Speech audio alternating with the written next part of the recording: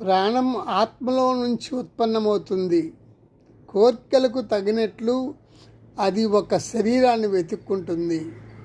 ఇంద్రియాలను, మనస్సును వాటి వాటి పనుల్లో నియోగిస్తుంది. ప్రాణాన్ని గురించిన ఈ విజ్ఞానాన్ని అర్థం చేసుకుని దాన్ని వినియోగించటం తెలిసిన నాడు అమరత్వాన్ని పొందుతాడు.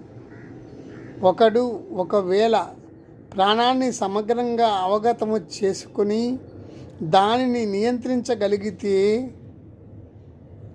అణువు నుంచి అతిపెద్ద సూర్యుని వరకు ఈ ప్రపంచంలోని సమస్తాన్ని అతడి వల్ల నియంత్రించి పాలించడం సాధ్యమవుతుంది. అతడి ఆదేశాన్ని శిరసావహించనిది ప్రకృతిలో ఏదీ ఉండదు. ప్రకృతి శక్తులన్నీ బానిసల్లా అతని ఆజ్ఞకు తల ఉంచుతాయి. ప్రాణాన్ని గ్రహించిన వాడు ప్రపంచంలోని మనస్సు మరియు భౌతిక శక్తులన్నింటినీ తెలుసుకున్న వ్యక్తి అవుతాడు. ప్రాణాన్ని వశవర్తిని చేసుకున్న వాడు తన మనస్సును, తక్కిన మనస్సులను నియంత్రించి పాలించే సామర్థ్యము సంతరించుకుంటాడు.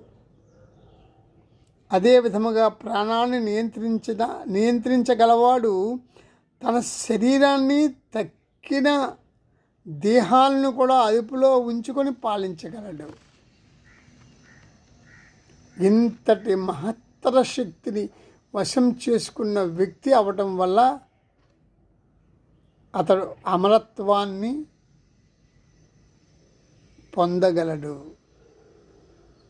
ధన్యవాదాలు.